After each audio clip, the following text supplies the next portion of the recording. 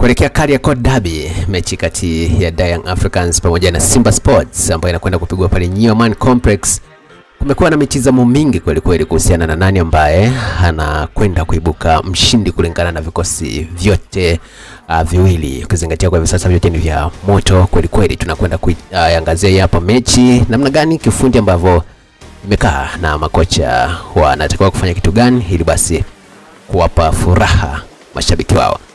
Nipo na mchambuzi wa soka hapa Azizi Mafumbila kuangazia hii mechi namna gani ambavyo itakuwa. Mimi naitwa Jires Umela, hii ni Umela Media. Kazi ni moja tu, kuhakikisha kwamba unakuwa unazipata ripoti za michezo na burudani. Unaonaje hapa kuhusiana na hii mechi? Nani ambaye anakwenda kuibuka mshindi hapa? Kiufundi imekaaje? Yes, kwenye upande wa kuibuka mshindi kwenye sekta ya utabiri hapo sipo Umela. Labda nikupe uchambuzi. Kwa hiyo issue ya ushindi mtazamaji ama msikilizaji mwenyewe ataamua kwenye uchambuzi ambao nitakaompa. Unajua kwenye kandanda ni mchezo ambao unahusisha zaidi masuala ya namba. Ndio maana kuanzia kwenye utengenezaji wa uwanja unaambiwa ni mita 106 kwa 50, mita 100 kwa 50. Kuanzia kwenye misingi yake yote ni namba. Ukija sijui amefunga goli dakika ya ngapi, mchezaji namba ngapi. Kwa hiyo nilikuwa nakupa tu kwa maono uweze kuona kwamba namba ina mata zaidi kwenye mchezo wa mpira wa miguu. Kwa hiyo tukianzia uchambuzi wa gemu hii kwenye upande wa namba, klabu ya Young Africans wanaonekana ni klabu ambayo wana namba nzuri zaidi ukilinganisha na klabu ya soka ya Simba. Na maana gani? Na maana kwamba Young Africans ndio klabu miongoni mwa hizi mbili iliyopata ushindi mara nyingi zaidi kuliko klabu nyingine ama kuliko klabu ya Simba. Na tukija pia kwenye uelekeo wa mechi ama njia ya kwenda kwenye mechi mbili za mwisho Young Africans wamepata ushindi, japo mechi ya mwanzo kabla walipata bao 1-0, alafu wakaja wakashinda bao 5-0 dhidi ya JKT Tanzania, timu ambayo inaonekana kuwa ni miongoni mwa timu ngumu zaidi kwenye ligi kuu ya NBC. Hizo ni aina ya namba tu ambazo unaweza ukaona namna gani kikosi cha Young Africans kilivyo bora. Kwa hiyo namba kwenye mechi huwa inachangia kwa 80%. Kinachochangia asilimia kubwa zaidi huwa ni ubora wa kikosi. Unaweza kuwa na namba nzuri lakini ukaenda kukutana na kikosi bora zaidi Umela. Kikosi cha Simba hakina uwiano mzuri zaidi kwenye upande wa numbers, wakiwa wametoka kuvuna alama 4 kwenye michezo miwili ambayo imepita, na kukiwa na upungufu wa mabao ya kufunga. Ndio japo waruhusu mabao sana, lakini wamekuwa striking force imekuwa ikifunga mabao machache zaidi. Kwa hiyo tunaona namna gani ambavyo klabu ya Simba haina namba nzuri, lakini ni miongoni mwa kikosi ambacho ni bora sasa hivi kwenye ligi kuu ya NBC ukilinganisha na vikosi vingine vyote na ukilinganisha na mpinzani wake klabu ya soka ya Yanga. Simba wamefanya maboresho makubwa sana kwenye dirisha dogo la Januari. Wamefanya mabadiliko makubwa sana ya wachezaji ambao wamewahi kukliki kwenye kikosi kwa muda mfupi zaidi. Baada ya kuwa wamepata changamoto ya magolikipa, akiwepo yule golikipa ambaye alitoka JKT, Yakub Suleiman Nam. Alipata changamoto. Alikuwepo pia Pinpin Kamara, Musa Kamara alianza kupata changamoto, yeye akamtegemea Yakubu. Yakubu akapata changamoto pia. Wakawa wanamtegemea yule dogo yule Abel Abel. Yeah. Wakawa wanamtegemea Abel. Kwa hiyo unaweza kuona namna gani ambavyo Simba walipata changamoto kwenye eneo hilo, lakini kikosi cha ama timu ya usajili iliweza kuliona hilo jambo na kulifanyia kazi. Wakaweza kumleta Mamadou Kasari. Umeona Kasari amekuja kuonekana kuwa bora sana kwenye eneo hilo, bora sana. Lakini hiyo haikutosha. Wakaona waboreshe kwenye eneo la striking force na viungo pia. Walimleta Anise Ura, Libase Geye, Ino Loemba ambao wameingia moja kwa moja kwenye kikosi cha kwanza na kufanya vizuri zaidi. Sasa hivi unapozungumzia viungo bora kwenye ligi kuu ya NBC, huwezi kuacha kuwataja hao wanaume watatu. Anisi Oura, Ino Loemba pamoja na Mkongomani namzungumzia Ino Loemba ndio Mkongomani mwenyewe pamoja na Oura so Mkongo lakini nini ingizo jipya sio? Nadhani ni Ivory Coast yule. Na nani huyu na Libase Gay Senegali. Kwa hiyo wachezaji hao wamekuja kuboresha ama wamekuja kuleta mabadiliko makubwa sana kwenye kikosi cha Simba.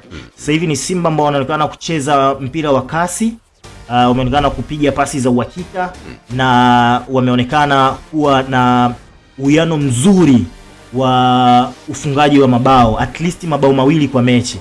Ni uwiano mzuri sana kwenye timu. Na vile vile yalifanyika maboresho pia kwenye eneo la backline, kwenye center back, hususan kwenye center back baada ya kuumia kwa Wilson Nangu. Nadhani aliumia kwenye mechi ilikuwa ya Esperance de Tunis, ile mechi ya kwanza lakini pia alivyokuwa ameondoka Chamu Karawa baada ya kuondoka Chamu kwa kuna pengo lilibaki pale, japo alikuwa anatumika sana Rushan Dulok pamoja na Wilson Nangu ndio ambao walikuwa tegemezi. Kwa hiyo kama ameumia Abdulrazak Hamza kipindi kile kama nakumbuka vizuri pia. Kwa sababu mwanzoni bado kuna mabaki mapengo pale kwenye la backline. Mwanzoni pacha ilikuwa ni Abdulrazak Hamza pamoja na Rushain Dulok. Baada ya Rushain kuwa baada ya Lazak kuwa ameumia, ikaja pacha ikahamia kwa Rushain Dulok pamoja na Chamu Karabwa. Chamu Karabwa baada ya kuondoka, sasa Nangu akawa amepata nafasi. Japo alikuwa kwenye kikosi lakini alikuwa ana zile ingia toka. Kwa hiyo baada ya Nangu kuingia, akaonekana kufanya vizuri sana akiwa katika kiwango bora zaidi, akaaminika na akawa ni pangua kwenye kikosi cha kwanza cha Wekundu wa Msimbazi. Kwa hiyo unaweza kuona namna gani ambavyo Simba walipata changamoto mfululizo kuanzia kwa goalkeeping mpaka kwa eneo la backline, hususan kwenye center back. Sasa wakawaza tunafanya nini? Wakaamua kumleta Tule sasa hivi ndio anaonekana kufanya pacha pamoja na Rushain Dulok, Ismail Tule, na ameonekana kuwa bora hususan kwenye area balls pamoja na zile wanaita ile mipira ya kugombania 1v1 vitu kama kama wakati ukabiliana labda na washambuliaji na wingers na vitu kama hivyo kabisa. Tule ameonekana kuwa bora katika eneo hilo. Changamoto yake ni moja, Umela hana kasi. Anapokwenda kukutana na aina ya washambuliaji kama Depu, mshambuliaji kama Dube ana kasi, mshambuliaji kama Pacome Zouzoua mshambuliaji mwenye kasi, viungo ambao pia huwa wanashambulia kama Mzanzibari nani huyu Mudathiri haya.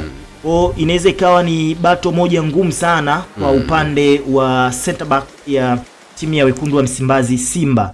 Kama wasipobadilisha aina ya uchezaji, Ismail Tule anaweza akawagharimu kwa kiasi kikubwa Wekundu wa Msimbazi. Na kama Yanga watawahi kushtukia kwamba Tule ana kasi ndogo, wakaamua kutumia kasi. Na pia kumekuwa na pia eneo la midfielder ambapo wanapiga Kante. Baadhi ya mashabiki kama amekuwa na wasiwasi kwamba pamoja na usahihi wake wa kupiga pasi za kwenda mbele, lakini kuna muda anajikuta kwenye makosa ya kibinadamu kurudisha mipira nyuma bila usahihi wa matendo. Je, Yanga anaweza kutumia hiyo kama advantage au Simba wafanye kitu gani ili basi kuhakikisha kwamba Alassane Kante anaingia akiwa bora zaidi pia kama kocha atataka kumtumia? Kwa namna ambavyo naiangalia hii mechi na uzito wa mechi hii, kimsingi ni kwamba hii mechi sidhani kama Simba, mwalimu wa Simba atamtegemea Alassane Maodo Kante. Sifikiri kitu kama hicho. Zaidi namuona Yusuf Kagoma Yes, akiwa anapewa majukumu makubwa zaidi kwenye mechi kama hii, kwa sababu Kante ndio kama ulivyozungumza Jules kwamba ana usahihi wa kupiga pasi, ila ni pasi za mbali. Sisi tulikuwa tunaita ndege enzi zetu. Ukiwekewa pasi ile, yani mtu inatoka mguuni wewe unaanza kukimbia huku umeshasema asante. Uipate usipate umeshasema asante mbele kwa mbele. Pasi kama hizo kwa Alassane ni pasi nzuri, na kama mwalimu ataingia na mbinu ya kumchezesha Alassane Maodo Kante, basi ni wazi itakuwa ni mbinu ya kucheza mpira wenye kasi, kwa sababu lengo lake litakuwa ni kuwawekea mawings, kwa maana ya Elie Mpanzu mwenye kasi, Libase Geye na nani huyu, okay, Anset Ora. Kwa hiyo lakini tukia kama mwalimu ataingia na mbinu ya kupossess mpira kwamba zipigwe pasi fupi fupi, kwa maana ya kujenga mashambulizi kuanzia nyuma, Alassane Maodo Kante sio chaguo kabisa, kwa sababu kwenye upigaji wa pasi fupi fupi huwa apigi pasi zenye nguvu, anapiga pasi laini sana ambazo huwa hazifiki kwa wenzie. Kwa hiyo ni rahisi sana kwa viungo wajanja wa klabu ya soka ya Yanga, Kamara unamzungumzia Damaro Kamara Damaro Kamara. Yeah, Damaro Kamara panda. Ni wachezaji ambao hapo nimechanganya hapo imenichukua muda kufikiri, kwa sababu unajua Simba nao pia wana Nabi Kamara. Nabi Kamara nizungumzia kama Kante ataanza na upigaji pasi wake ule legelege, zile pasi za karibu, alafu akutane na Damaro Kamara katikati, akutane na Muda. Ni wachezaji ambao ni wanyumbufu, afu ni wepesi zaidi. Kwa hiyo inaweza kuwa na wini ile mipira kwa uwepesi. Kwa hiyo ni kwa upande wa Simba. Naomba tumalizie upande wa Young Africans. Unaona ni maeneo yapi ambayo Simba inabidi wawe makini nayo zaidi ili kuhakikisha kwamba Yanga hawapati nafasi za kufunga zaidi?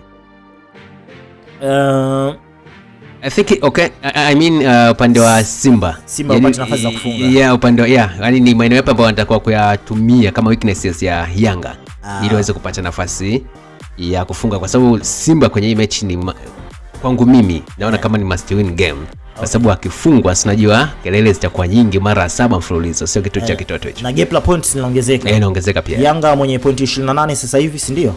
Simba kwa na pointi zake 20 na 23 23 kwa kuna gap la pointi 5. Kama atafungwa inakuwa ni pointi 8.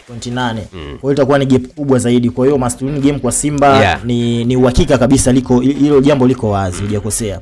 Lakini upande wa Simba kitu ambacho wanapaswa kuchunga kwa Yanga kwanza ni kwenye eneo la backlines. Backline ni upande wa mabeki, yani nilikuwa nataka kuzungumza eneo la fullback. Fullback kwenye mafullback. Upande ambao wanacheza Mohamed Hussein ni upande hatari sana. Ni mchezaji ambaye amepita Simba, anajua ubora na madhaifu ya klabu ya soka ya Simba. Na mchezaji yule hata kama ajui ubora na udhaifu wa klabu, huwa ana mbinu zake mwenyewe za kuhakikisha kwamba anaisaidia klabu kwenye eneo la ushambulizi. Wewe utakuwa shahidi Jules, kwenye mechi iliyopita dhidi ya JKT, ni mchezaji ambaye aliweka kambani pia akiwa ni beki wa pembeni, na amekuwa akitengeneza mashambulizi ya kutosha kwenye baadhi ya mechi, ama kwenye asilimia kubwa ya mechi ambazo Yanga wanacheza. Kwa hiyo Simba inabidi wachunge sana katika eneo hilo. Wanachunga vipi? Upande ule ambao wanacheza Mohamed Hussein, inabidi mchezaji atakayecheza upande ule kama ni Anese Ora ama Libase Geye ama Mpanzu, inategemea ni winga gani ambaye anaweza kaanza pale. Atengeneze partnership nzuri na beki wake wa nyuma. Inawezekana beki wake wa nyuma akawa Duchu ama Kapombe, kwamba mmoja anapokwenda mmoja anabaki akimsubiria Mohamed Hussein, kwa sababu wakati wowote anapanda. Lakini wasitengeneze yale mazingira ya kwenda kupanda kushambulia wote. Na eneo jingine ambalo Simba wanapaswa kuchunga zaidi ni eneo la mabeki wa katikati wa klabu ya soka ya Yanga.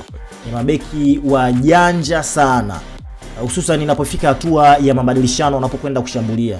Miongoni mwa mabeki ambao walifunga mabao mengi zaidi msimu uliopita, nadhani waliongozewa na Baka msimu uliopita pia.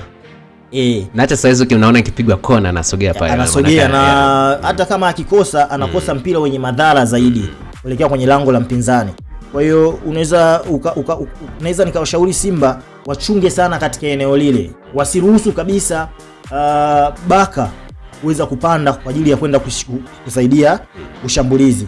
Hii inamaanisha nini? Inamaanisha mshambulizi wakati atakayeaminiwa na kocha wa klabu ya soka ya Wekundu wa Msimbazi Simba asiruhusu kuwapa gepo, yani awatengenezee kashikashi ambazo zitawasababisha wasimwachie. Hususan Baka ndo mchezaji mwenye kasi zaidi kuliko Dickson Job, ndo mchezaji ambaye ana hate nzuri kuliko Dickson Job. Kwa hiyo kama mwalimu atamwamini Selemani Mwalimu ana hate nzuri, kwa hiyo ni wazi kwamba Baka hawezi akamwachia bato Mwalimu pamoja na Job, uwiano utakuwa mzuri.